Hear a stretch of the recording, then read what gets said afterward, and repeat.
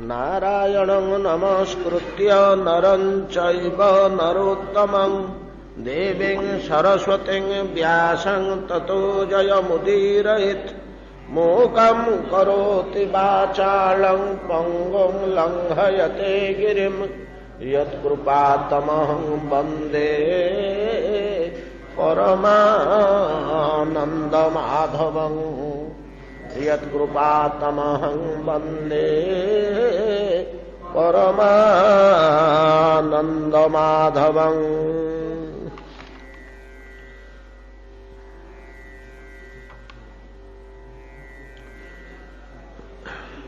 तस्य कर्माण्यपाराणि कीर्तितानि सुरद्विषः पूतनासु पयः पानं शकटोच्चाटनं शिशुः। तृणावर्तस्य निष्पेष तथैव बकवत्सयोः अघासुर वधो धात्रा वत्सपाला बगूहनम्। धेनुकस्य सह भ्रातु प्रलम्बस्य च संख्ययः गोपानाञ्च परित्राणं दावाग्नेः परिसर्पतः। दमनं कालियास्याहे महार्हेरणं दमुख्यणं व्रतचर्या तु कन्यानां यत्र तुष्टोच्युतो व्रतै। व्रतचर्या तु कन्यानां यत्र तुष्टोच्युतो व्रतै। सुत गोस्वामी कहते शौनकादि मुनिगण भगवान परम पुरुषोत्तम श्रीकृष्णावतार लीला पुरुषोत्तम तद लीला समूह जेपरि मधुर विचित्र ओ परिमाण रे मध्य अति बहुल अल्प दिन रे बहुत लीला। श्रीमद दशम स्कंदंकर जेपरि पूर्वार्ध सेपरि उत्तरार्ध अर्थात ब्रजलीला जेपरि द्वारका लीला मध्य सेपरि लीला एते परिमाण एपरि लीला समय खूब कम मात्र 125 वर्षर लीला ता भीतर ब्रजलीला मात्र 10 वर्षर लीला किंतु परिमाण रे लीला एते अन्यान्य अवतार तुलन आउ लीला गुड़िक एपरि मधुर रुचिर हृदयग्राही मर्मस्पर्शी भूली हबनी ये कृष्णावतार वैशिष्ट्य। कृष्णावतार लीलार प्राचुर्य ठीक अन्यान्य अवतार लीला मत्स्य कच्छप नृसिंह वामन प्रभृति यत्किंचित लीला वर्णना करा जायछि ताहा मध्य परम शोभनीय परम रमणीय परम मधुमय किंतु कृष्णावतार लीला भितरे विशेषकर ब्रजर लीला रे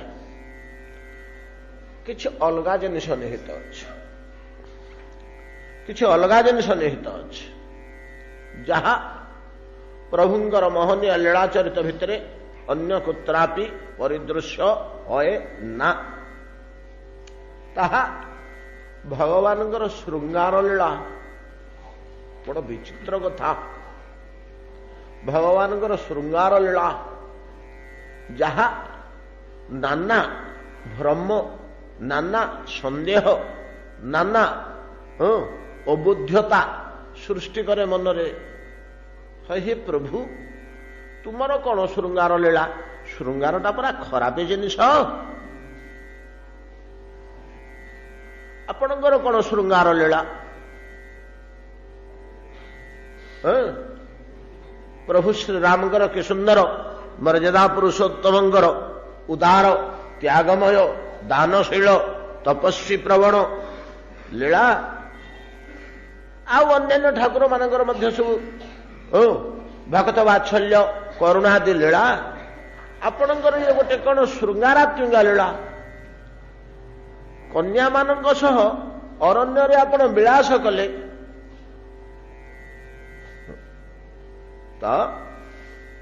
ଭଗବାନ କହୁଛନ୍ତି ବୋଲି ଚିନ୍ତା କର। ନାଇଁ ରେ ପିଲେ, ଶୃଙ୍ଗାରଟା କାହିଁ ମନ୍ଦ ହବ? ଶୃଙ୍ଗାର ବୋଲି ତମେ ଯାହା ବୁଝୁଛ ସେଟା ଶୃଙ୍ଗାର ନୁହେଁ ରେ।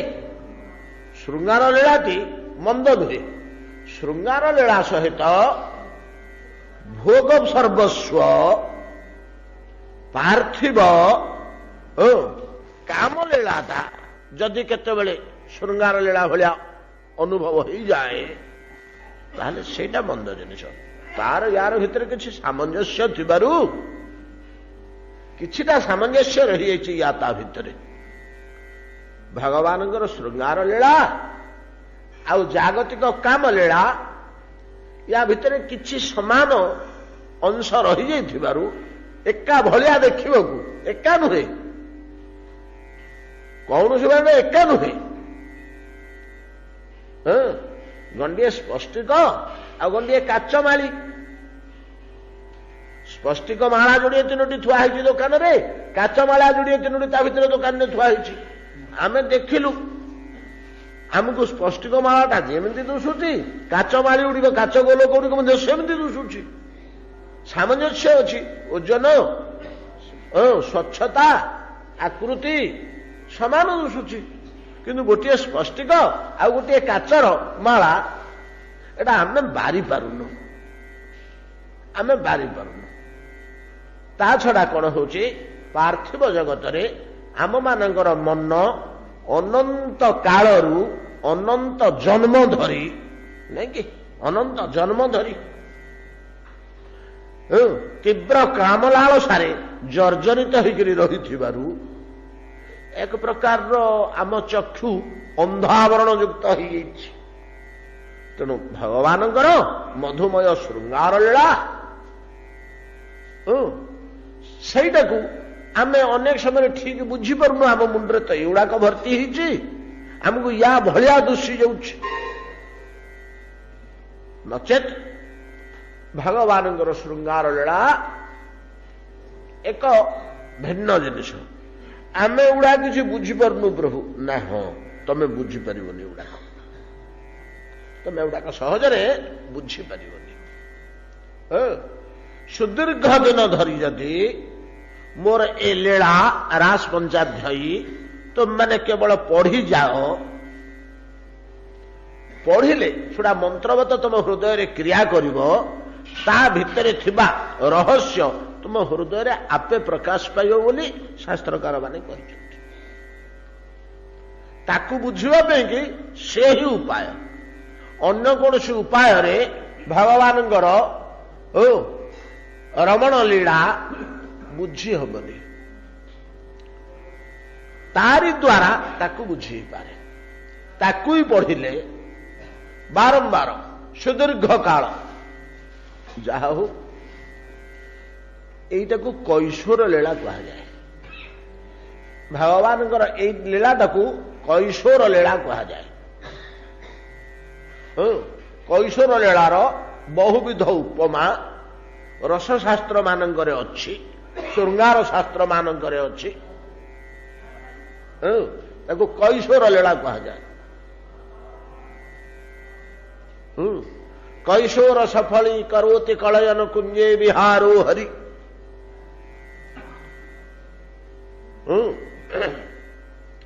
କୈଶୋର ସଫଳୀ କରୋତି କଳୟନ ବାଚାଙ୍ଗ ସୂଚିତ ସର୍ବରୀରତି କଳା ପ୍ରାଗଳ ଭୟାରାଧିକା ବ୍ରୀଡା କୁଞ୍ଚିତ ଲୋଚନା ବିରମତୁ ମଧ୍ୟେ ସଖୀ ନଂ ଅସౌ ତଦବକ୍ଷ ରୁହ ଚିତ୍ର କେଳି ମକରି ପାଣ୍ଡିତ୍ୟ ପାରଙ୍ଗତ କୈଶୋର ସଫଳୀ କରୋତି କଳୟନ କୁଞ୍ଜେ ବିହାରୋ ହରି। କୁଞ୍ଜେ ବିହାରୋ ହରି, ଇ ଲୀଳାର କିଛି କିଛି ଅଂଶ ଆମର ଜୟଦେବ ଗୋସ୍ୱାମୀ କେମିତି କଣ ଟିକେ ଧରିଥିଲେ। ଭାରତରେ ତ 5ଟି ଲୋକ ଦୁଷୁଛନ୍ତି ଆଉ, ପଞ୍ଚରସର ସାଧକ ଆଉ। ଜୟଦେବ ସରସ୍ୱତୀ ଆଉ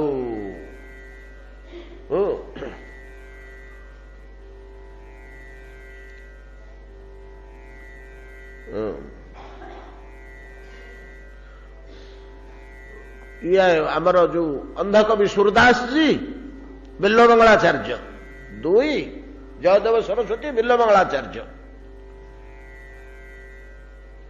ବିଦ୍ୟାପତି ଚଣ୍ଡୀଦାସ 4 ରାୟ ରାମାନନ୍ଦ 5।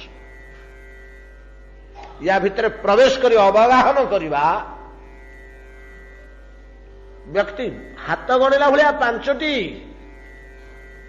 ଆଉ ପର୍ଯ୍ୟନ୍ତ ସେତେଟା ଦେଖାଯାଉନାହାନ୍ତି କେହି। ରାୟ ରାମାନନ୍ଦ, ଚଣ୍ଡୀଦାସ, ବିଦ୍ୟାପତି, ଇଏ କୋଉଠିକାର କିଏ ସବୁ? ଉତ୍ତର ଭାରତର ସୁରଦାସ ଜୀ, ଓଡ଼ିଶାର ରାୟ ରାମାନନ୍ଦ, ଆଉ ଜୟଦେବ। ଇଏ 5 ଜଣ ମାତ୍ର ଦେଖାଯାଉଛନ୍ତି ଆଖିରେ, ଏବଂ ଶ୍ରୀମନ ମହାପ୍ରଭୁ ଏ 5ଟି ଯାକ ରସର ସ୍ପଷ୍ଟ ଚିତ୍ର ଦେଇଛନ୍ତି। ମହାପ୍ରଭୁ ଅବତୀର୍ଣ୍ଣ ନ ହୋଇଥିଲେ ଏ ରହସ୍ୟ ସହଜରେ ଭେଦ କରି ହିଁ ନଥାନ୍ତା। ପ୍ରକୃତରେ ଏମିତି ଗୋଟେ ଜିନିଷ ରହିଛି ଯୋଉଟା ଅତ୍ୟନ୍ତ ଗୂଢ଼, ଶୁଦ୍ଧ, ଆଉ ପୁରାଣ ତାକୁ ଗ୍ରହଣ କରିଛନ୍ତି।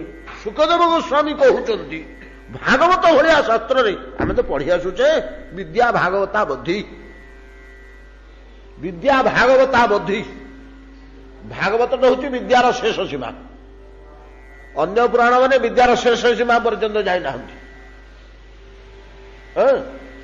ତ ଭାଗବତ କେବଳ ଶେଷ ସୀମା ପର୍ଯ୍ୟନ୍ତ ଯାଇଛନ୍ତି।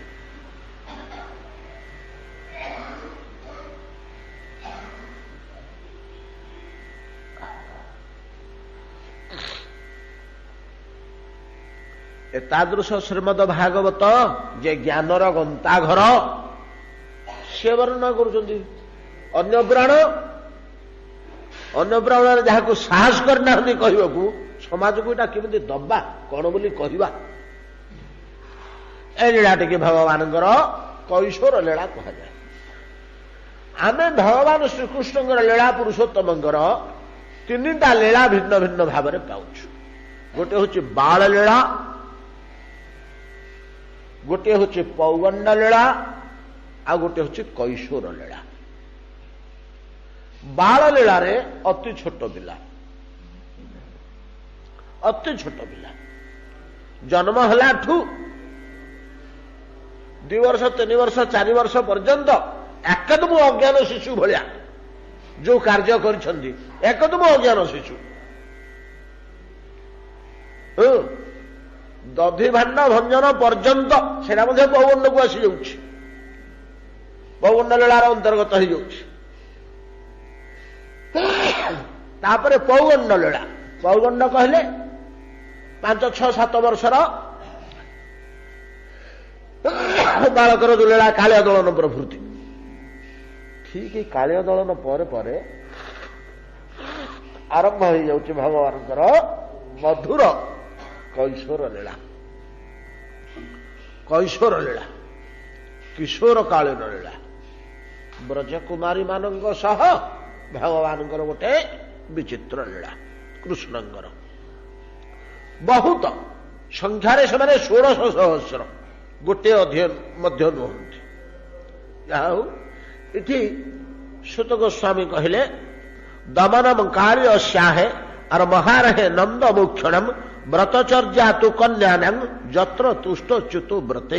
ଆରମ୍ଭ ହେଇଗଲା କୃଷ୍ଣ କନ୍ୟାମାନଙ୍କର ବ୍ରତଚର୍ଯ୍ୟା। ଅବଶ୍ୟ ଏ ଭିତରେ ଆଉ ଗୋଟିଏ କହିଛନ୍ତି ଦମନମ କାଳି ଅସ୍ୟାହେ, କାଳିୟ ଦମନ ପରେ ମହାରହେ ନନ୍ଦ ମୁକ୍ଷଣମ, ଆଉ ଗୋଟିଏ ରହିଛି ପୌଗଣ୍ଡ ଲୀଳାର ଆଉ ଗୋଟିଏ ଜିନିଷ ସାମାନ୍ୟ ଟିକେ ରହିଛି। ଘଟଣା କର ନା ଦିନକର ନନ୍ଦ ଗୋଷ୍ଠରେ ଶୟନ କରିଛନ୍ତି।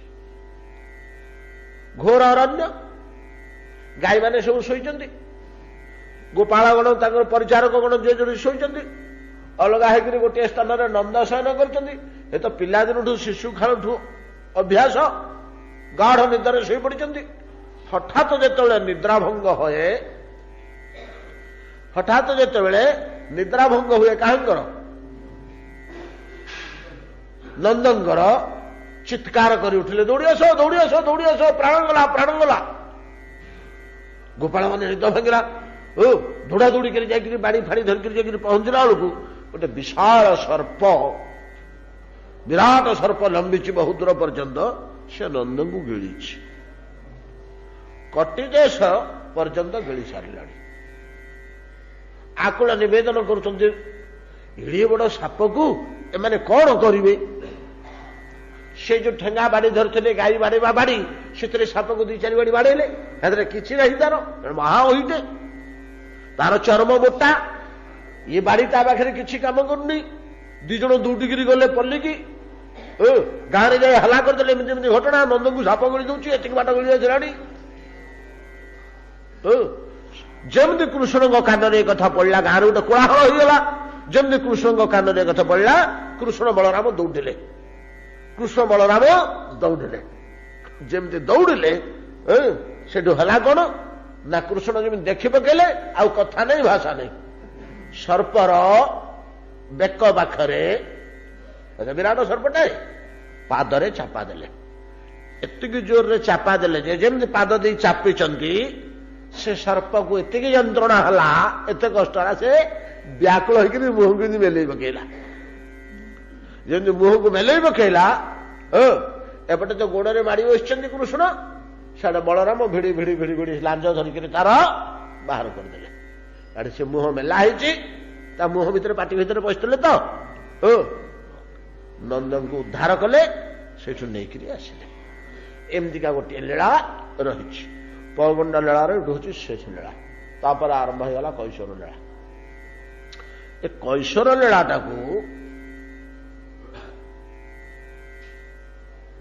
ଆମେ ଯୋଉ ଭଗବାନଙ୍କର ନାନାବିଧ ପଞ୍ଚ ମାଧୁରୀ ବୋଲିକିରି ଆଲୋଚନା କରିନେ କି ଅନେକ ସମୟରେ, ନାମ ମାଧୁରୀ, ରୂପ ମାଧୁରୀ, ଗୁଣ ମାଧୁରୀ, ଲୀଳା ମାଧୁରୀ, ଏଗୁଡ଼ା ସବୁ ଲୀଳା।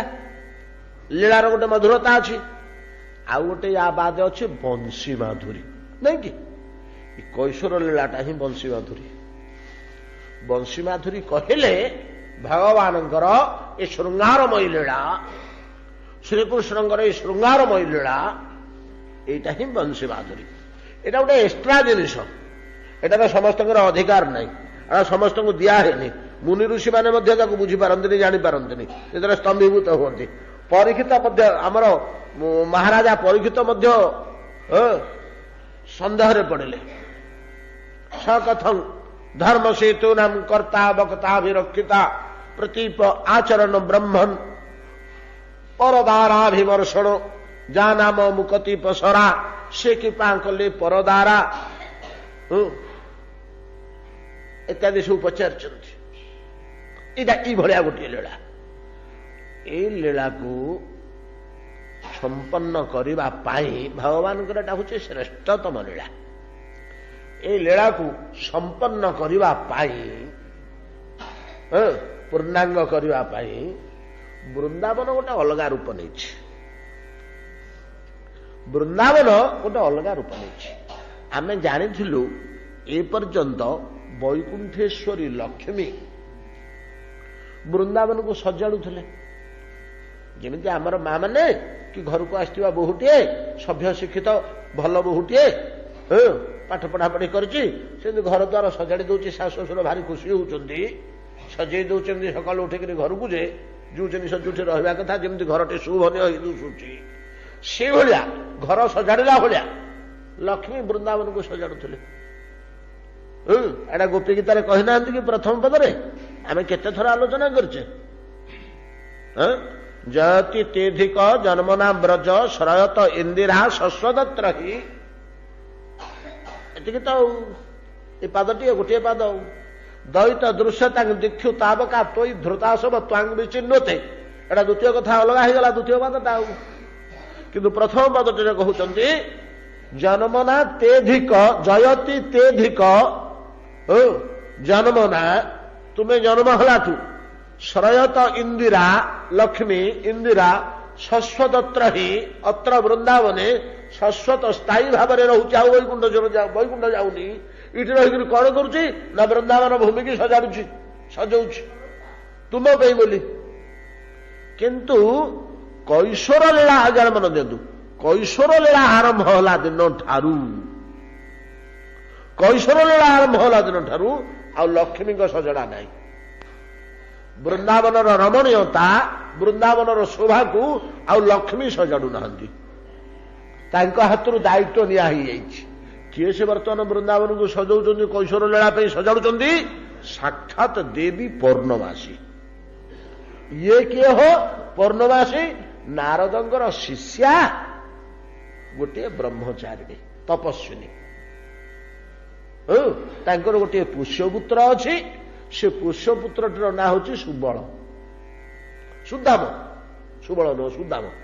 ଯୋଉ କୃଷ୍ଣଲୀଳାରେ ଗୋଟେ ସୁଦାମ ବୋଲି ସଖା, ଆମେ ନାନା ପ୍ରକାରର କୃଷ୍ଣଲୀଳାରେ ମହାଭାରତରେ ତ ଅନ୍ୟାନ୍ୟ ସ୍ଥାନରେ ଦେଖୁ। ବ୍ରଜଲୀଳାରେ ବିଦୁଷକ ଭଳିଆ ବଡ କ୍ରୀଡା କୌତୁକ କରେ।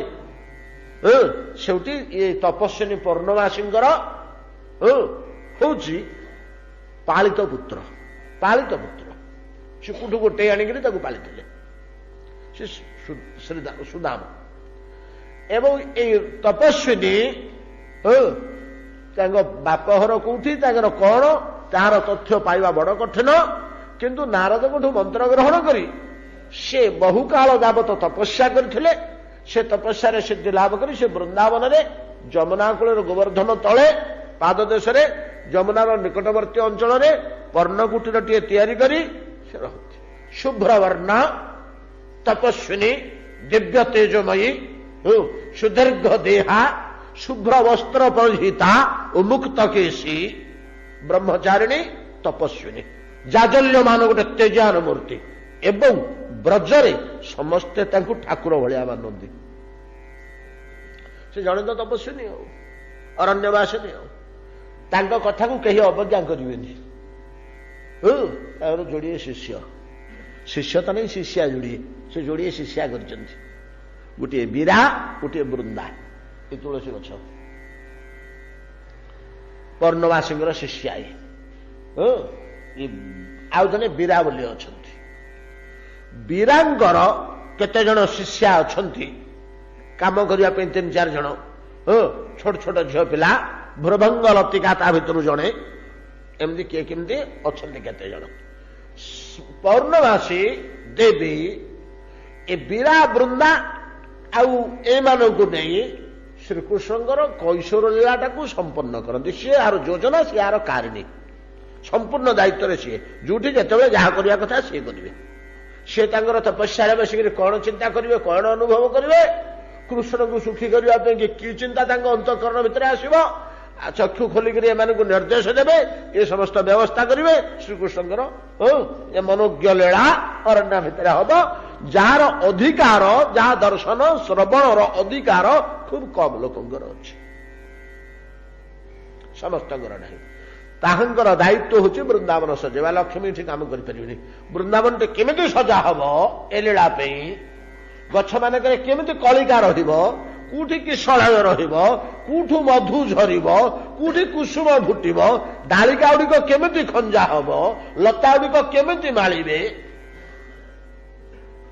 କୁମୁଦ କଲ୍ଲାହାର କେମିତି ଫୁଟିବେ, ବାୟୁ କେମିତି ବହିବ, ଆକାଶର ରଙ୍ଗ କିପରି ହବ, ଚନ୍ଦ୍ରମା କେତେ ପରିମାଣ କିରଣ ଦବ, ସୂର୍ଯ୍ୟ କେତେ ପରିମାଣ କିରଣ ଦେବେ, ଭୂମି କେତେ ପରିମାଣ ଶୁଦ୍ଧତା ଦବ, ସବୁ ତାଙ୍କ ଉପରେ ଦାୟିତ୍ୱ। ସେ ଯାହାକୁ ଯାହା ନିର୍ଦ୍ଦେଶ ଦେବେ ସେ କରିବେ।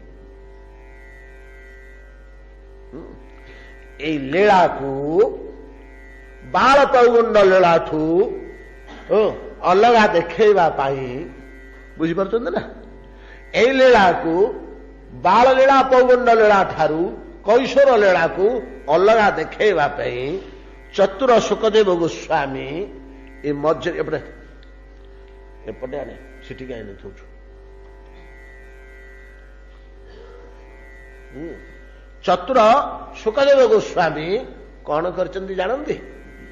ବୃନ୍ଦାବନ ରମଣ ଅରଣ୍ୟର ଶରତକାଳୀନ ଦୃଶ୍ୟର ବର୍ଣ୍ଣନା କରିଛନ୍ତି। ଶରତ କାଳରେ ଇଏ କେମିତି ଦିଶୁଛି, ଗୋଟିଏ ବର୍ଷା ବର୍ଣ୍ଣନା, ଗୋଟିଏ ଶରତ ବର୍ଣ୍ଣନା, ଗୋଟିଏ ବର୍ଷା ବର୍ଣ୍ଣନା ଆଉ ଗୋଟିଏ ଶରତ ବର୍ଣ୍ଣନା, ଏମିତି ଯୋଡ଼ିଏ ବର୍ଣ୍ଣନା ର ଯୋଡ଼ିଏ ଅଧ୍ୟାୟ ରହିଛି।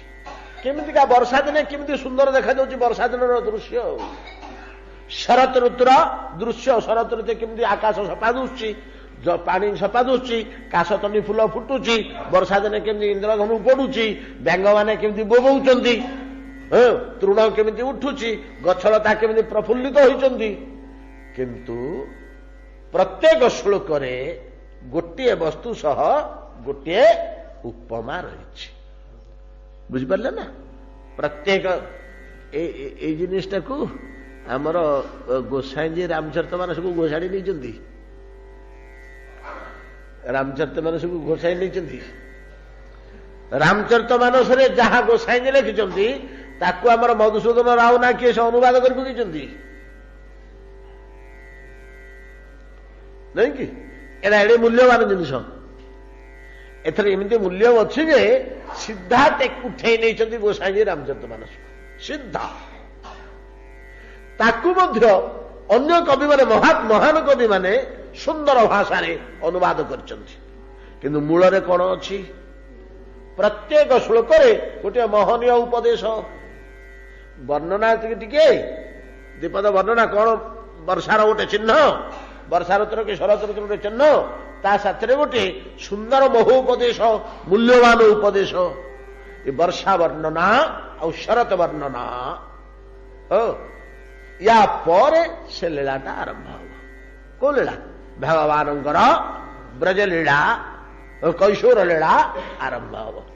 ଏଇ ମୋର ଇଚ୍ଛା ଏଇ ଦୁଇଟି ଲୀଳା, ଏଇ ଦୁଇଟି ଅଧ୍ୟାୟ, ବର୍ଷା ବର୍ଣ୍ଣନା, ଶରତ ବର୍ଣ୍ଣନା ଆଉ ବର୍ଷା ବର୍ଣ୍ଣନା ଆମେ ଗୋଟେ ଥର ଗଣେଇ ଦେବା। କାହିଁକି? ଗୁଡେ ଉପଦେଶ ଆମକୁ ମିଳିଯିବ, ସବୁ ସିଦ୍ଧାନ୍ତ ଗୁଡାକ, ସିଦ୍ଧାନ୍ତ ଭରା। ପ୍ରତ୍ୟେକ ଶ୍ଲୋକରେ ଗୋଟିଏ ମିଠା ମିଠା ସିଦ୍ଧାନ୍ତ ଅଛି। ଯାହା ହଉ, ତ ତା ଭିତରକୁ ଯିବା, ଆରମ୍ଭ କରିବା। 4-8 ଦିନ ଲାଗିବ, ଯାହା ଲାଗିବ, କି ଯେତେ ଦିନ ଲାଗିବ, 5-7 ଦିନ ଲାଗିବ।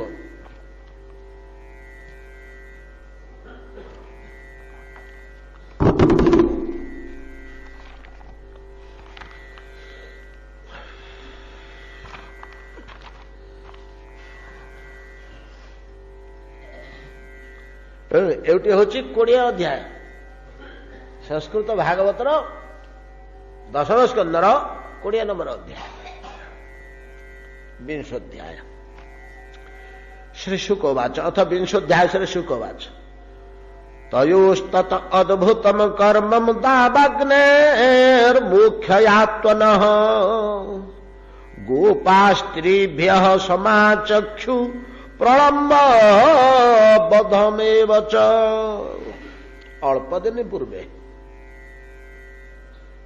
ପିଲାମାନେ, ପୁଅମାନେ ଗାଈ ଚରେଇବାକୁ ଯିଏ ଅରଣ୍ୟକୁ ଯାଇଥିଲେ କୃଷ୍ଣଙ୍କ ସହ, ବଳରାମ ମଧ୍ୟ ସେଦିନ ଥିଲେ। ସେମାନେ ଆସିକିରି ମା ମାନଙ୍କୁ ଗୋଟେ କଥା କହିଲେ, ଗୋପର ସ୍ତ୍ରୀ ମାନଙ୍କୁ ଅର୍ଥାତ ମା ମାନଙ୍କୁ ଗୋଟେ କଥା କହିଲେ, ମାଲୋ ମାଲୋ ଆଜି ସବୁ ମରିଥାନ୍ତୁ। କଣ ହେଲା ରେ, କଣ ହେଲା ରେ, କାହିଁକି, କଣ ହେଲା? ନା ଏଡେ ବଡ ଅସୁର, ପିଲାମାନେ କହୁଛନ୍ତି, ତାଳ ଗଛ ଭଳିଆ ଉଚ୍ଚ ହୋଇଛି। ଆମର ଭଳିଆ ତ ଗୌଡ଼ ପିଲା ହେଇକିରି ପଳେଇ ଆସିଲା, ଆମ ସାଙ୍ଗରେ କେତେବେଳୁ ଖେଳୁଥିଲା, ଆମେ କଣ ଜାଣିଛୁ? ଖେଳରେ ହାରି ବଳରାମ ଭାଇକି ବୋହିକିରି ନଉଥିଲା। ଯେମିତି ତା ବାଟରେ ଦେଖିଲା ବଳରାମ ଭାଇ ତା ଚୁଟିକି କେତେ ଏମିତି ବିଧା ମାରିକି ତା ମୁଣ୍ଡକୁ ଚୂନା କରିକି ତାକୁ ପ୍ରାଣରେ ବଦ୍ଧ କଲା। ପଡିଛି ଲମ୍ବ ହେଇକିରି ତାଳ ଗଛ ଲମ୍ବ ପଡିଲା। କହିଲେ ସବୁ ମା ମାନେ ଆଶ୍ଚର୍ଯ୍ୟ ହେଲେ, କୃଷ୍ଣ ତ ମଝିରେ ଗୋଟେ ଗୋଟେ ଏମିତିକା ବିଚିତ୍ର କାମ କରୁଛି, ବଳରାମ ମଧ୍ୟ କରୁଛି, ବଳରାମ ମଧ୍ୟ ସେମିତି କରୁଛି। ଆଶ୍ଚର୍ଯ୍ୟ ହେଇଥିଲେ। ପ୍ରଳମ୍ବାସୁର ବଦ୍ଧ, ପ୍ରଳମ୍ବାସୁର ବଦ୍ଧ ଆମେ ଆଲୋଚନା କରି ଆସିଛେ, ଏଟା ଶୁଣିଥିଲେ। ସେଠୁ ଗୌଡ଼ୁଣୀ ମାନେ ଗୌଡ଼ ମାନଙ୍କୁ କହିଲେ, ପିଲେ କହୁଥିଲେ ଏମିତି ବୋଲିକିରି, ସେମାନେ ମଧ୍ୟ ଶୁଣିକିରି ଆଶ୍ଚର୍ଯ୍ୟ ହେଲେ। ଏଟା ସମସ୍ତଙ୍କ ମନରୁ ଲିଭିନି। ରାମ ପ୍ରଳମ୍ବାସୁରକୁ ବଦ୍ଧ କରିଛି, ଏଇଟା 4-8 ଦିନ ତଳର କଥା ନାଇଁ କି? ସେ ମନରୁ ପୁରାପୁରି ଲିଭି ନାହିଁ। ହଠାତ୍ ଆଖିରେ ସମସ୍ତେ ଦେଖିଲେ କାଳିଅ ଦମନ, ନାଇଁ କି? ସମସ୍ତେ କୂଳରେ ଦିନ ତମାମ ଛିଡା ହେଇକିରି କାଳିଅ ସର୍ପ ଭଳିଆ ଭୟାନକ ସର୍ପ 101 ଫଣା ଉତ୍ତୋଳନ କରି, ଯାହାର ବିଷୟ ଏତେ ତୀବ୍ର, କୃଷ୍ଣ ତା ପାଖରେ ଖେଳି ତାକୁ ସମସ୍ତେ ମୁଣ୍ଡିଆ ମାଇଲେ, ସେ ସାପ ସାପୁଣୀ ମାନେ ତାକୁ ବେଶ କଲେ, ଦିବ୍ୟ ମଣି ପିନ୍ଧେଇଲେ, ମନୋହର ରୂପରେ ପୁଅ ତା ଭିତରୁ ବାହାରିକିରି ଆସିଲା। ଏଟା ଦେଖିଲେ ସେମାନେ ସବୁ ଆଶ୍ଚର୍ଯ୍ୟ ହୋଇଛନ୍ତି। ଯାହା ଆଶ୍ଚର୍ଯ୍ୟ ହେଇଥିଲେ। ସେଦିନ ଯୋଉ କୃଷ୍ଣ କରିକିରି ମୁହଁ ବୁଲେଇ ଦେଲେ ଯେ ସବୁ ତ କଗନି ସାଉଁଟି ଆଇ ପେଟରେ ପଶିଗଲା, ସେଠୁ ସବୁ ଡରିଗଲେ। ଏଇଟା କଣ? ଆଉ ଗୋଟେ ଆଖି ଦେଖା କଥା ତ, ଗୋପ ଗୋପୀ ସମସ୍ତଙ୍କର ଗୋଟେ ଆଖିରେ ଦେଖିବା କଥା। ତୟୋଃ କୃଷ୍ଣ ରାମୟୋଃ ତୟୋଃ କୃଷ୍ଣ ରାମୟଃ ତତ୍ତ ସେଇ ସ୍ଥାନରେ, କୋଉ ସ୍ଥାନରେ? କାଳିନ୍ଦୀ କୂଳରେ। ଏଟା କାଳିନ୍ଦୀ କୂଳର କଥା ଆମର ପଡିଥିଲା ତ। ତତଃ କାଳିନ୍ଦୀ କୂଳରେ ଅଦ୍ଭୁତଂ କର୍ମମ୍, କାଳିୟ ନାଗ ସହିତ କ୍ରୀଡ଼ା ଅଦ୍ଭୁତ କର୍ମମ୍। ଦାବାଗ୍ନେ ବୃକ୍ଷ ମାତ୍ମନଃ, ଫେରେ ନିଜମାନଙ୍କୁ ତ ଦାବାଗ୍ନିରେ ଜଳି ଯାଉଥିବା ଅବସ୍ଥାରୁ ଦାବାଗ୍ନି ପାନ ପୂର୍ବକ ରକ୍ଷା। ଏଟା ଆଖିରେ ଦେଖିଲେ। ଗୋପାହ ସ୍ତ୍ରିୟ ସମସ୍ତ ଗୋପ ଗୋପୀ ସମାଚକ୍ଷୁ ଦେଖିଛନ୍ତି ଆଖିରେ, ସମ୍ପୂର୍ଣ୍ଣ ଭାବରେ ସ୍ୱଚକ୍ଷୁରେ ଦେଖିଛନ୍ତି। ଆଉ ପ୍ରଳମ୍ବାସୁର ବଦ୍ଧ କଥା ମଧ୍ୟ ଶୁଣିଛନ୍ତି।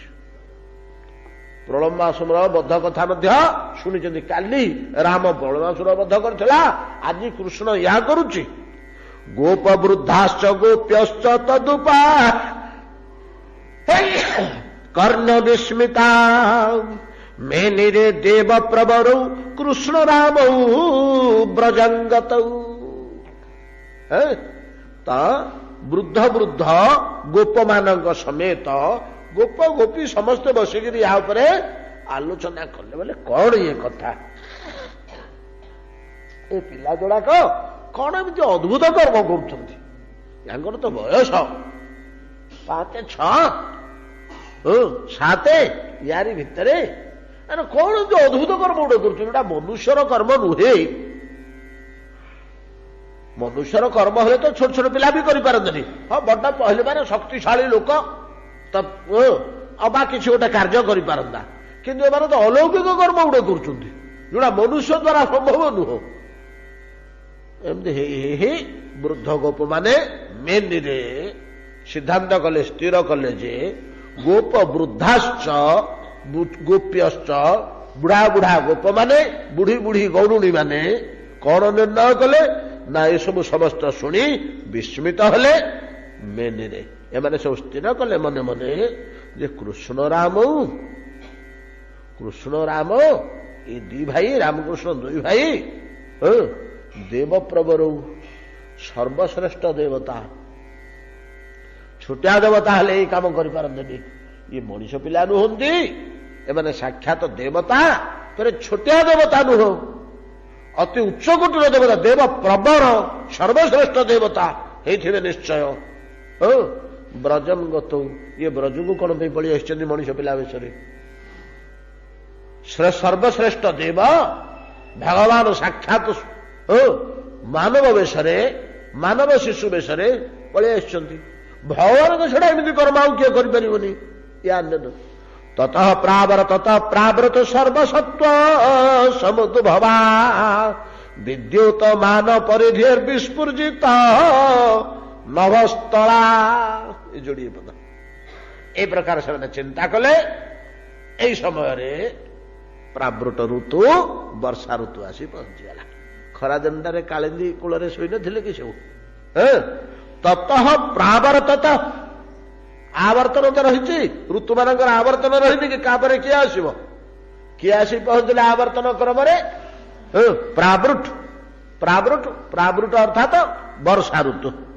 ତତଃ ପ୍ରାବୃଟ ସର୍ବସତ୍ୱ ସମୁଦ୍ଭବା। ସୁଖଦେବ ଗୋସ୍ୱାମୀ କହୁଛନ୍ତି ଏ ବର୍ଷା ଋତୁଟି ହଉଛି ସମସ୍ତ ପ୍ରାଣୀଙ୍କର ଉନ୍ନତି, ଉଦ୍ଭବ, ଉନ୍ନତି, ଅଭିବୃଦ୍ଧିର ଋତୁ। ଗୋଟିଏ ଋତୁ, 6ଟା ଋତୁରେ এই ଋତୁଟି ସର୍ବସତ୍ୱ, ସମସ୍ତ ପ୍ରାଣୀ। ପ୍ରାଣୀ ବୋଇଲେ କିଏ ସେ? ନା ତ୍ରିବିଧ। କ୍ରିୟାଶକ୍ତି, ଜ୍ଞାନ ଶକ୍ତି, ଇଚ୍ଛା ଶକ୍ତି ସମ୍ପନ୍ନ। କ୍ରିୟାଶକ୍ତି କେବଳ ବୃକ୍ଷଲତା, ତାଙ୍କର କ୍ରିୟାଶକ୍ତି ଅଛି ନା, ବଢୁଛନ୍ତି, ଛିଡୁଛନ୍ତି, ଭାଙ୍ଗୁଛନ୍ତି ଇତ୍ୟାଦି ସବୁ। କ୍ରିୟାଶକ୍ତି ଇଚ୍ଛା ଶକ୍ତି ଯୁକ୍ତ ସମସ୍ତ ଜୀବଜନ୍ତୁ ମନୁଷ୍ୟ ଛଡା, କ୍ରିୟାଶକ୍ତି ଇଚ୍ଛା ଶକ୍ତି ଜ୍ଞାନ ଶକ୍ତି ଯୁକ୍ତ ସତ୍ତ୍ୱ କେବଳ ମନୁଷ୍ୟ। ତିନିଟାକ ଶକ୍ତି ମନୁଷ୍ୟର, ଦିଟା ଶକ୍ତି ବୃକ୍ଷ ଛଡା ମନୁଷ୍ୟ ଛଡା ଆଉ ସମସ୍ତଙ୍କର। କେବଳ କ୍ରିୟାଶକ୍ତି, ଭୁଲ କହିଲେ, କ୍ରିୟାଶକ୍ତି ନାହିଁ, ଇଚ୍ଛା ଶକ୍ତି, କେବଳ ଇଚ୍ଛା ଶକ୍ତି ବୃକ୍ଷଲତାଙ୍କର। ସେମାନଙ୍କର ଇଚ୍ଛା ଅଛି, ଯୁଆଡେ ପାଣି ଅଛି ସିଆଡକୁ ଚେରକୁ ପଠେଇବେ, ଯୁଆଡୁ ଆଲୁଅ ଆସୁଛି ସିଆଡକୁ ଢାଳ ଯିବ, ଯାହା ହଉ ବହୁତ ଇଚ୍ଛା ଶକ୍ତି ସେମାନଙ୍କର ଅଛି। ଏଇ ସମସ୍ତ ପ୍ରାଣୀ ଏ ବର୍ଷା ଋତୁରେ ହିଁ ଆଙ୍କର ଅଭିବୃଦ୍ଧି ଘଟେ, ବର୍ଷା ଋତୁରେ ହିଁ ଆମ ଅଭିବୃଦ୍ଧି ଘଟେ, କେବଳ ମଣିଷର ହଏ ନା। କିନ୍ତୁ ଶାସ୍ତ୍ର କହୁଛନ୍ତି ମଣିଷର ହଏ ବୋଲି। ମଣିଷର ହଏ ନା ହଏ ନା? ବର୍ଷା ଋତୁରେ ମଣିଷର ଅଭିବୃଦ୍ଧି ହଏ କି? ଏକମାତ୍ର ବର୍ଷା ଋତୁରେ ହଏ, ଅନ୍ୟ ସମୟରେ ହଏ ନା। ତାହା କିଦୃଶ ନା ଶସ୍ୟ ପୁଞ୍ଜିଏ ଘରେ ଥୋଇଲେ ବର୍ଷକ ଯାକ ବଢି, ଏଇ ବର୍ଷ ଯଦି 6 ଫୁଟ 2 ଇଞ୍ଚ ହେଇଛି, ଆର ବର୍ଷକୁ ବର୍ଷା ଦିନକୁ 6 ଫୁଟ 3 ଇଞ୍ଚ ହେଇଗଲା। କେମିତି? ଏ ବର୍ଷା ଋତୁରେ ଶସ୍ୟ ଅମଳ କରି ରଖି ତାକୁ ଭୋଜନ ଦ୍ୱାରା। ତେଣୁ ସମସ୍ତଙ୍କର ଅଭିବୃଦ୍ଧିର କାଳ, ଉତ୍ପତ୍ତି ଓ ଅଭିବୃଦ୍ଧି, ସବୁ କୀଟପତଙ୍ଗ, ସବୁ ବୃକ୍ଷଲତାଙ୍କ ସମେତ, ଜୀବଜନ୍ତୁଙ୍କ ସମେତ, ମନୁଷ୍ୟ ପର୍ଯ୍ୟନ୍ତ ସର୍ବସତ୍ୱଙ୍କର ଅଭିବୃଦ୍ଧିର କାଳ ହଉଛି ବର୍ଷା ଋତୁ। ତେଣୁ ଋତୁଟାକୁ ସୁଖଦେବ ଗୋସ୍ୱାମୀ ସର୍ବଶ୍ରେଷ୍ଠ ଋତୁ ବୋଲି ଏଟାକୁ ଗ୍ରହଣ କଲେ। ତତଃ ପ୍ରାବର୍ତତ ପ୍ରାବୃତ ସର୍ବସତ୍ୱ ସମୁଦ୍ଭବା ବିଦ୍ୟୁତ ମାନ ପରିଧି ବିସ୍ଫୁର୍ଜିତ ନଭସ୍ଥଳା। ବଡ ମନୋହର ଋତୁ ଇଏ। ପ୍ରଥମ ସୌନ୍ଦର୍ଯ୍ୟ ହେଲା ୟାର ନିର୍ମଳ ଚନ୍ଦ୍ରମଣ୍ଡଳ ଶରଦେଇ ବିରାଜ। ସୂର୍ଯ୍ୟମଣ୍ଡଳ ଓ ଚନ୍ଦ୍ରମଣ୍ଡଳ। ସୂର୍ଯ୍ୟମଣ୍ଡଳ ଇନ୍ଦ୍ରଧଣ୍ଡା ସୂର୍ଯ୍ୟମଣ୍ଡଳ ନା, ଆଉ ତାକୁ ଖଣ୍ଡେ ଆମକୁ ଦୁଶୁଛି, ଆଉ ଏଟା ଅତି ବଡଟେ ତ। ଚନ୍ଦ୍ରଙ୍କ ଚାରିପଟେ ମଣ୍ଡଳ ଆସୁନି ବର୍ଷା ଋତୁରେ। ସର୍ବଶ୍ରେଷ୍ଠ ଲକ୍ଷଣ, ଯାହାର ସବୁଠୁ ବିଶିଷ୍ଟ ଲକ୍ଷଣ, ସ୍ୱଭାବ ଲକ୍ଷଣ। ଏଇ କାର୍ଯ୍ୟଟା ଆଉ କେହି କରିପାରିବେନି। ଏଇ କାର୍ଯ୍ୟଟା ଚନ୍ଦ୍ର ଓ ସୂର୍ଯ୍ୟଙ୍କ ଚାରିପଟେ ପରିଧି ମଣ୍ଡଳ ନିର୍ମାଣ ଆଉ କେହି କରିପାରିବେନି। ବର୍ଷା ଋତୁ ବ୍ୟତୀତ ଆଉ କୌଣସି ଋତୁ କରିପାରିବେନି। ହଁ, ଅନ୍ୟ କୌଣସି ଫଳଟେ କି ଫୁଲଟେ ଫଳେଇ ଦେଇପାରନ୍ତି, ଫୁଟେଇ ଦେଇପାରନ୍ତି, କିନ୍ତୁ ଚନ୍ଦ୍ରମଣ୍ଡଳ ସୂର୍ଯ୍ୟମଣ୍ଡଳ ନିର୍ମାଣ କରିବାର କଣ କହୁଛନ୍ତି ଯେ ବିଦ୍ୟୁତମାନ ପରିଧି। ତ ବିଦ୍ୟୁତମାନ ସୂର୍ଯ୍ୟଚନ୍ଦ୍ରଙ୍କ ଚାରିପଟରେ ବିଦ୍ୟୁତମାନ ପରିଧି ବିସ୍ଫୁର୍ଜିତ ନଭସ୍ଥଳା, ଏବଂ ସେ ପରିଧି ଦ୍ୱାରା ଆକାଶର ଶୋଭା ଯେ କେତେ ବଢି ଯାଉଛି, ଉର୍ଜିତ, ଆକାଶର କେତେ ତେଜ ବଢି ଯାଉଛି, ମନୋହରତା ବଢି ଯାଉଛି ନଭସ୍ଥଳର।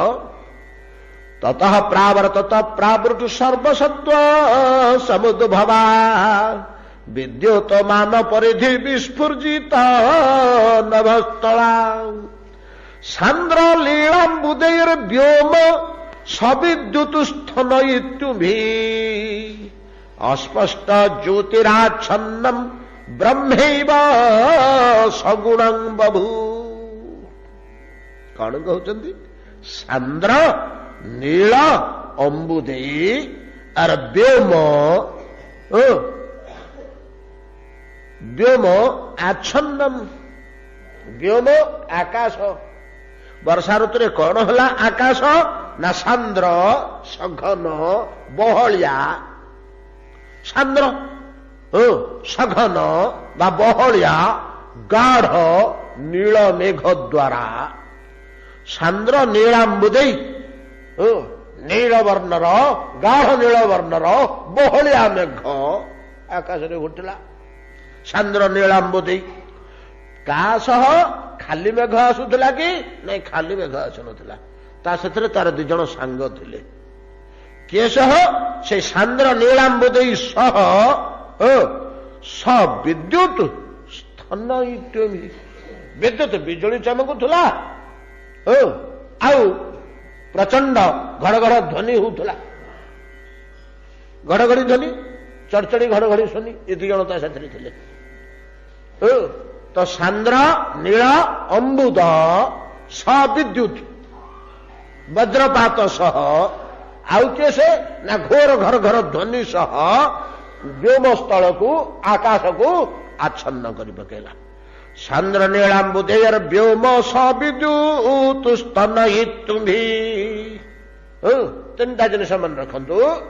ଗୋଟିଏ ହଉଛି ବିଦ୍ୟୁତ, ଗୋଟେ ହଉଛି ଘର ଘର ଧ୍ୱନି, ଗୋଟିଏ ହଉଛି ସାନ୍ଦ୍ର ବର୍ଣ୍ଣର ନୀଳ ବର୍ଣ୍ଣର ସାନ୍ଦ୍ର ଅମ୍ବୁଦ। ଏ ତିନୋଟି ଏକାଠି ଆସିକିରି କଣ କଲେ ନା ଇଏ ନଥିଲେ, ଇଏ ହଠାତ୍ ଆଗନ୍ତୁକ ଆସିଗଲେ। ଆସିକିରି କଲେ କଣ ନା ଆକାଶକୁ ଏପରି ଆଚ୍ଛନ୍ନ କରିଦେଲେ ଯେ ଅସ୍ପଷ୍ଟ ଜ୍ୟୋତିରାଚ୍ଛନ୍ନ। ତ ଆକାଶରେ ଥିବା ଜ୍ୟୋତି, ବଡ଼ ଜ୍ୟୋତି ହେଲା ସୂର୍ଯ୍ୟ, ତା ତଳକୁ ଦ୍ୱିତୀୟ ଜ୍ୟୋତି ହେଲା ଚନ୍ଦ୍ରମା, ତା ତଳକୁ ଜ୍ୟୋତି ଅଛନ୍ତି ଗ୍ରହଗଣ, ନକ୍ଷତ୍ରଗଣ, ତାରକାଗଣ, ଛୋଟ ବଡ଼ ହୋଇ ଅନେକ ଜ୍ୟୋତି ଅଛନ୍ତି। ଯାହା ହଉ ଚନ୍ଦ୍ର ସୂର୍ଯ୍ୟ ନାମକ ଦିଟା ବଡ଼ ଜ୍ୟୋତି ତ ଅଛନ୍ତି, ଛୋଟ ଜ୍ୟୋତି ଗୁଡାକୁ ଛାଡ। ଇଏ ସବୁ ଜ୍ୟୋତି ଗୁଡାକୁ ଆଚ୍ଛନ୍ନ କରିଦେଲା, ଢାଙ୍କିଦେଲା। ଢାଙ୍କିଦେଲେ ଆମେ ବର୍ଷ ତମାମ ଯୋଉ ଚନ୍ଦ୍ରକୁ ସୂର୍ଯ୍ୟଙ୍କୁ ଆକାଶରେ ଦେଖୁଥିଲୁ, ସେ ଆଉ ବର୍ତ୍ତମାନ ଦେଖାଯାଉନାହାନ୍ତି। କାହା ଦ୍ୱାରା ଢାଙ୍କି ହେଇଛନ୍ତି ନା ଅମ୍ବୁଦ, ମେଘ, ବିଦ୍ୟୁତ ଓ ଘର ଘର ଧ୍ୱନି ସହ ମେଘ ଦ୍ୱାରା ଚନ୍ଦ୍ର ସୂର୍ଯ୍ୟ ଆଚ୍ଛାଦିତ ହେଇଯାଇଛନ୍ତି। ସୁଖଦେବ ଗୋସ୍ୱାମୀ କହୁଛନ୍ତି, ମହାରାଜ ପରୀକ୍ଷିତ ବୁଝିପାରୁଛନ୍ତି, ଆଗନ୍ତୁକ ଅଭ୍ୟାଗତ ହଠାତ୍ ଆସିଥିବା ମେଘ ଦ୍ୱାରା ଯେପରି ଚନ୍ଦ୍ର ସୂର୍ଯ୍ୟ ଜ୍ୟୋତି ଆଚ୍ଛାଦିତ ହେଇଗଲେ, ଏଇଟା କିଦୃଶ କ୍ରିୟା ଜାଣ ନା ବିଶ୍ୱର ସୃଷ୍ଟିର ପ୍ରାରମ୍ଭରେ ସତ୍ୱ ରଜ ଗୁଣ ତମ ଗୁଣତ୍ରୟ ଆସି, ସତ୍ୱ ରଜ ତମ ଗୁଣତ୍ରୟ ଆସି ଯେପରି ଜ୍ୟୋତିର୍ମୟ ସ୍ୱପ୍ରକାଶ ସ୍ୱୟଂ ପ୍ରକାଶ ବ୍ରହ୍ମଙ୍କୁ ଆଚ୍ଛନ୍ନ କରିଦିଅନ୍ତି। ଆମେ ଆଉ ବ୍ରହ୍ମ କି ପଦାର୍ଥ ଜାଣୁନେ। ଶୁଣିବାକୁ ମିଳୁଛି, ଶାସ୍ତ୍ରମାନେ କହୁଛନ୍ତି, ଆରେ ପିଲେ ତମ ଭିତରେ ବ୍ରହ୍ମ, ବାହାରେ ବ୍ରହ୍ମ, ପ୍ରତ୍ୟେକ ବସ୍ତୁରେ ବ୍ରହ୍ମ ବିଦ୍ୟମାନ ଅଛନ୍ତି। ବ୍ରହ୍ମ ନଥାଇକିରି ଛୁଞ୍ଚି ମୁନରେ ମୁନେ ଜାଗା ନାହିଁ, ନାଇଁ କି? ବ୍ୟାପକ ବ୍ରହ୍ମ ବିସ୍ତୃତ ଅଚଳ ସର୍ବବ୍ୟାପକ ବୋଲି କୁହାଯାଉଛି। କାହିଁକି? ବୁଢୀ ଆମେ ଦେଖୁଛୁ, ଅଛି ଆମେ ଦେଖୁନୁ। କାହିଁକି ଦେଖୁନୁ? ନା ଗୁଣତ୍ରୟ ଦ୍ୱାରା ଆଚ୍ଛନ୍ନ ହେଇଛି। ଗୁଣତ୍ରୟ କଣ ନା ସତ୍ୱ ରଜ ତମ ଗୁଣତ୍ରୟ। ପ୍ରଥମେ କିଏ ଆସିଲା ନା ପ୍ରଥମେ ଗାଢ ହେଲା ତମ ଗୁଣ। ତ ସାନ୍ଦ୍ର ନୀଳାମ୍ବୁଦ ତମ ଗୁଣ, ତା ସାଥିରେ ଘୋର ଘରଘର ରଜଗୁଣ ମିଶିଛି, ତା ସାଥିରେ ବିଦ୍ୟୁତ ଝଲକ ସତ୍ୱଗୁଣ ମିଶିଛି। ତ୍ରିଗୁଣ ଦ୍ୱାରା ଏ ତିନୋଟି ଦ୍ୱାରା ଯେପରି ସ୍ୱୟଂ ଜ୍ୟୋତିର୍ମୟ ଚନ୍ଦ୍ର ସୂର୍ଯ୍ୟ ଯେ ଜଗତକୁ ଆଲୋକିତ କରନ୍ତି, ସେ ଆଚ୍ଛନ୍ନ ହେଇଗଲେ, ଆଉ ଦୁଶିଲେନି। ଠିକ ସେଇଭଳିଆ ପୂର୍ବରୁ ନଥିଲା, ହଠାତ୍ ଏଇ ଗୁଣତ୍ରୟ କୁଆଡୁ ଆସିଲେ? କଣ ଚିରସ୍ଥାୟୀ କି? ଏଟା ତ ଅସ୍ଥାୟୀ ଅନିତ୍ୟ ଗୁଡାକ। ହଠାତ୍ ଗୁଣତ୍ରୟ ଆସି ବ୍ରହ୍ମକୁ ଢାଙ୍କି ଦେଇଛନ୍ତି। ଆମେ ଯେତେ ଚେଷ୍ଟା କଲେ ଆଉ ବ୍ରହ୍ମ ଦର୍ଶନ ଆମର ହଉନି। କଣ ଦର୍ଶନ ହଉଛି ନା ତ୍ରିଗୁଣାତ୍ମକ ମାୟାର କେବଳ ଦର୍ଶନ ହଉଛି ସିନା। ଆମେ ଯାହା ଦେଖୁଛୁ ସବୁ ମାୟାମୟ ପଦାର୍ଥ ନା। ଆଉ ଆମେ ଯାହା କିଛି ଦେଖିବାକୁ ପାଉଛୁ ସବୁ କିଛି ମାୟାମୟ ପଦାର୍ଥ। ଏଥିରେ ବ୍ରହ୍ମସତ୍ତା କାହିଁ? କିନ୍ତୁ ଶାସ୍ତ୍ର କହୁଛନ୍ତି ଅଛି। ତମ ଭିତରେ ଅଛି, ତମ ବାହାରେ ଅଛି, ତୁମ ନିକଟରେ ଅଛି, ତମ ଦୂରରେ ଅଛି, ତୁମ ଚାରି ପାଖରେ ଅଛି, ତମେ ଧରୁଥିବା ପ୍ରତ୍ୟେକ ପଦାର୍ଥରେ ଅଛି, ତୁମ ଭିତରେ ଅଛି, ତମେ ନେଉଥିବା ନିଶ୍ୱାସରେ ଅଛି, ତମେ ଖାଉଥିବା ଅନ୍ନରେ ଅଛି, ତୁମେ ଦେଖୁଥିବା ପଦାର୍ଥ ମାନଙ୍କରେ ଅଛି। କାହିଁ? ତମେ ପିନ୍ଧୁଥିବା ଚଷମାରେ ମଧ୍ୟ ଅଛି। କାହିଁ? ଆମର ତ ଅନୁଭବ ହଉନି। ସୂର୍ଯ୍ୟ ଥାଇ ମଧ୍ୟ ସୂର୍ଯ୍ୟ ଚନ୍ଦ୍ର ଆକାଶରେ ଯେପରି ଅଦୃଶ୍ୟ ହୋଇଯାଆନ୍ତି, ଅନୁଭବ ହୁଅନ୍ତି ନାହିଁ, ତଦ୍ରୂପ ବ୍ରହ୍ମ ସର୍ବତ୍ର ବ୍ୟାପକ ଥାଇ ମଧ୍ୟ ଗୁଣତ୍ରୟ ଦ୍ୱାରା ମହାରାଜ ପରୀକ୍ଷିତ ଦୃଶ୍ୟ ହୁଏ ନା। ତେଣୁ ଚିନ୍ତା କରିବାକୁ ହବ ଯେ ଯଦି ମୁଁ ଘନକୁ ଭେଦ କରି ଆରପଟକୁ ଯାଇପାରିବି, ତେବେ ଚନ୍ଦ୍ର ସୂର୍ଯ୍ୟ ମତେ ମିଳିବେ। ଯେତେ କାଳ ପର୍ଯ୍ୟନ୍ତ ମୁଁ ଘନ ଗାଢ ଓ ମେଘର ନିମ୍ନ ଦେଶରେ ଥିବି ଚନ୍ଦ୍ର ସୂର୍ଯ୍ୟଙ୍କ ସହିତ ମୋର ସାକ୍ଷାତକାର ହେଇପାରିବ ନାହିଁ, ନାଇଁ କି? ତେଣୁ ମୋର କର୍ତ୍ତବ୍ୟ, ମୁଁ ଏଇ ଘନ ପଟଳକୁ ଭେଦ କରି କେମିତି ଆର ପଟକୁ ଯିବି,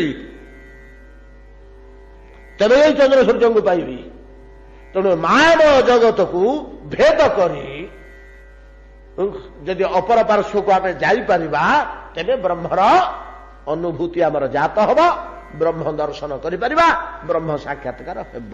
ତା ପାଇଁ ଉପାୟ ଶାସ୍ତ୍ର ମାନଙ୍କରେ ମାୟାକୁ ଅତିକ୍ରମ କରିବା ପାଇଁ ଅନେକ ପ୍ରକାର ଅଛି। କିଛି ନହେଲେ ଆମକୁ ଗୀତା ଶେଷକୁ କହିଛନ୍ତି, ଦୈରୀ ହେ ସା ଗୁଣମୟୀ ମମ ମାୟା ଦୁରତ୍ୟୟା ମାମେବ ଯେ ପ୍ରପଦ୍ୟନ୍ତି ମାୟାମ ଏତାମ୍ ତରନ୍ତୁତି। ହେ ପ୍ରଭୁ, କେମିତି ମାୟାକୁ ତରିବୁ? ନା, ବହୁତ ବାଟ ଅଛି। ଜୁ ପୋଥି ଫିଟେଇ ବସିଥିରେ ଅଛି, ନାଇଁ କି? ଯାଜ୍ଞବଲ୍କ୍ୟଙ୍କର ଯୋଗ ଦର୍ଶନ ଦେଖ, ମାୟାକୁ ଅତିକ୍ରମ କରିବା ବ୍ୟବସ୍ଥା ଅଛି। ବ୍ୟାସଙ୍କର ବେଦାନ୍ତ ଦର୍ଶନ ଦେଖ, ତା ଦେହରେ ମଧ୍ୟ ଅଛି, ନାଇଁ କି? ସବୁ ଶାସ୍ତ୍ରରେ, ଉପନିଷଦ ଦେଖ, ସବୁ ଉପନିଷଦରେ ଅଛି। ତେବେ ତମେ ଯଦି କୋଉଟାକୁ ନ ପାରୁଛ, ତମର ଅସୁବିଧା ହଉଛି, ଲମ୍ବ ହୋଇ ମୋ ଗୋଡ଼ ତଳେ ପଡିଛ, ମୁଁ ଆର ପଟକୁ ଫୋପାଡ଼ି ଦେବି ତମକୁ। ମାମେବ ଯେ ପ୍ରପଦ୍ୟନ୍ତେ, ମୋ ପାଦ ତଳେ ଲମ୍ବ ହୋଇ ପଡୁନୁ। ଆମର ଭଲ ଦାମିକା ଲୁଗା ଖଣ୍ଡେ ପିନ୍ଧିଥିଲି, ମଇଳା ଲାଗିଛି, ନାଇଁ କି? ଆମେ ଦାମିକା ସାର୍ଟରେ ମଇଳା ଲାଗିଯିବ, ଆମେ ଲମ୍ବ ହୋଇ ପଡିବୁ? ନାଇଁ, କେବେ ହେଲେ ମୁଁ ଲମ୍ବେଇବୁନି। ଆଉ ବଡ ବଡ ଅଫିସର ଗଲେ ଯଦି ଲୋକେ ହସିଦେବେ, ମୁଁ ଏତେ ବଡ ଅଫିସର, ମୋର ଇଜ୍ଜତ ପାଣିରେ ପଡିଯିବ, ଲମ୍ବ ହୋଇ ମୁଁ ଗୋଡ଼ ତଳେ ପଡିଯିବି ଠାକୁରଙ୍କର? ନାଇଁ ନାଇଁ, ସେମିତି ହବନି। ଏଇ ଜିନିଷ ଆମକୁ ଭଗବାନ କହୁଛନ୍ତି, ସବୁ ଛାଡ଼ି ଦେଇକିରି ମୋ ପାଦ ତଳେ ପଡିଯା, ମୁଁ ଆର ପଟକୁ ଫୋପାଡ଼ିଦେବି, ମେଘ ତାର ହେଇ ଆର ପଟେ ଥିବ। ଏ ଦୁଃଖମୟ ସଂସାର, ମାୟାମୟ ସଂସାର ଭିତରେ, ମାୟା ବୋଲେ କଣ ଖାଲି ମେଞ୍ଚେ ଦୁଃଖ, ତା ଆଉ କଣ? ଯାହା ହଉ କହୁଛନ୍ତି, ସାନ୍ଦ୍ର ଲୀଳାମ୍ବୁଦେର ବ୍ୟୋମ, ସାନ୍ଦ୍ର ଲୀଳାମ୍ବ, ଏଇଟା ନୀଳାମ୍ବୁଦ ହବ, ଲୀଳା ହେଇଯାଇଛି। ସାନ୍ଦ୍ର ନୀଳାମ୍ବୁଦେର ବ୍ୟୋମ ସବିଦ୍ୟୁତୁ ସ୍ତନ ଇତୁମ୍ଭି ଅସ୍ପଷ୍ଟ ଜ୍ୟୋତିରାଚ୍ଛନ୍ନ ବ୍ରହ୍ମୈବ ସଗୁଣଂ ଯଥା ଅଷ୍ଟୌ ମାସାନ ନିପୀତଂ ଯତ ଭୂୟାତଶ୍ଚୋଦମୟଂ ବସୁ ଖଗୋଭେର ସ୍ୱଗୋଭେର ମୁକ୍ତୁଂ ମାରେଭେ পর্জন্য কালমাগতে। মহারাজ পরীক্ষিত অষ্টৌ মাসান, কার্তিক মাসঠু আরম্ভ করে, কার্তিক, মার্গশির, পৌষ, মাঘ, ফাল্গুন, চৈত্র, বৈশাখ, জ্যেষ্ঠ, 8 মাস ହେଇଗଲା। ଏ 8 ମାସ ଧରି ଭୂମିରେ ଥିବା ଭୂମିର ସମ୍ପତ୍ତି, ଭୂମିର ଧନ, ଭୂମିର ସର୍ବସ୍ୱ, ମାଟି। ମାଟି ଭିତରେ କି ସମ୍ପତ୍ତି ଅଛି? ମାଟିର ସମ୍ପତ୍ତି କଣ? ଜଳ। ଯୋଉ ମାଟିରେ ଜଳ ଟିକେ ଅଛି, ସେଉଟି ହେଲା ତାର ସମ୍ପତ୍ତି। ଯୋଉ ଟାଙ୍ଗରା ଭୂଇଁ 300 ହାତ ଖୋଳିଲେ ମଧ୍ୟ ପାଣି ଟିକେ ମିଳୁନି, ଆମେ ତାକୁ କହୁଛୁ ମରୁଭୂମି, ସେଠି କିଛି ହବନି, ସେଠିକି ଯାଇ କଣ କରିବୁ? ଆଉ କୋଉଠିକି ଯିବି? ନା ବାଲେଶ୍ୱର ପଳା। କାହିଁକି? ନା ଉପକୂଳ, ଆଡେଇ ଦେଲେ ପାଣି, ମାଟି ଆଡେଇ ଦେଲେ ପାଣି। ମାଟିର ସମ୍ପତ୍ତି କଣ? କୋଉ ମାଟିଟାକୁ ଆପଣ ମୂଲ୍ୟବାନ ବୋଲି କିଣିବେ? ଯୋଉ ମାଟିରେ ଆର୍ଦ୍ରତା ଅଛି, ଜଳ ମିଳିବ, ଶସ୍ୟ ଶ୍ୟାମଳା ହେଇପାରିବ, ସୁନ୍ଦର ଶସ୍ୟ ହେଇପାରିବ, ସେଇ ଜମି ହଉଛି ଉତ୍କୃଷ୍ଟ ଜମି ନା ଆଉ ଭୂମି। ଆଉ ଯୋଉଠି ପାଣି ଟୋପେ ମିଳିବନି, ଶୁଖିଲା ଢେପଟା, ଯୋଉଟା ଢେପ ଭୂମି, ଯୋଉଠି ଚାଷବାସ ହବନି, ସେଠି ମାଟିର ମୂଲ୍ୟ ଅଛି କି? ସେଠି ମାଟିର କୌଣସି ମୂଲ୍ୟ ନାହିଁ। ଅଥବା ମାଟିର ସମ୍ପତ୍ତି କଣ? ଧନ, ଜଳ। ତାର ଯୋଉ ଜଳ, ବସୁ, ବସୁ କହିଲେ ଧନ, ମାଟିର ଯୋଉ ଧନ ଜଳ 8 ମାସ ଧରି ପର୍ଜନ୍ୟ ଦେବ, ସୂର୍ଯ୍ୟଦେବ ଶୋଷଣ କରୁଥିଲେ, ନାଇଁ କି? 8 ମାସ ଧରି ତାକୁ ଶୋଷଣ କରି ନେଇଥିଲେ, ନେଇକରି କୁଆଡେ ନଷ୍ଟ କରିନାହାନ୍ତି, ଗଚ୍ଛିତ କରି ରଖିଛନ୍ତି। ବର୍ତ୍ତମାନ ପ୍ରୟୋଜନ ହେଲା, ବର୍ତ୍ତମାନ ପ୍ରୟୋଜନ ହେଲା, ମାଟିର ସବୁ ଜଳ ଯାହା ଟାଣିକିରି ନେଇଥିଲେ ବର୍ତ୍ତମାନ ମାଟିର ସେ ଜଳ ଦରକାର ହଉଛି। କାଳ ମାଗତେ ବର୍ତ୍ତମାନ ପ୍ରୟୋଜନ କାଳ ଆସି ପହଞ୍ଚିବାରୁ କଣ କଲେ ନା ସବୁତକ ମୁକ୍ତମ ଆରେଭେ ତାକୁ ମୁକ୍ତ କରିବା ପାଇଁ ଯୋଉ ରଖିଥିଲେ ସାଉଁଟିକିରି ଧୀରେ ଧୀରେ ତାକୁ ଛାଡ଼ିଲେ। ପର୍ଜନ୍ୟ ଦେବ ବା ସୂର୍ଯ୍ୟ ଦେବ 8 ମାସ ଧରି ଯାହା ଶୋଷଣ କରି ନେଇଥିଲେ ଜଳ ରାଶି ନିଜ ନିକଟରେ ରଖିଥିଲେ ବର୍ତ୍ତମାନ ତାକୁ ଆରମ୍ଭ କରିଛନ୍ତି ଧୀରେ ଧୀରେ ଧୀରେ ଧୀରେ ବାଣ୍ଟିବା ଆରମ୍ଭ କରିଛନ୍ତି, ଦବା ଆରମ୍ଭ କରିଛନ୍ତି। କଣ କହୁଛନ୍ତି? ଏହା ବର୍ଷା ଋତୁର ବର୍ଣ୍ଣନା ତ ଆଉ କଣ। ଅଷ୍ଟୌ ମାସାନ ନିପୀତଂ ଯତ ନିପୀତମ ପାନ କରିଥିଲେ ନିଃଶେଷ ଭାବରେ ପାନ ସମ୍ପୂର୍ଣ୍ଣ।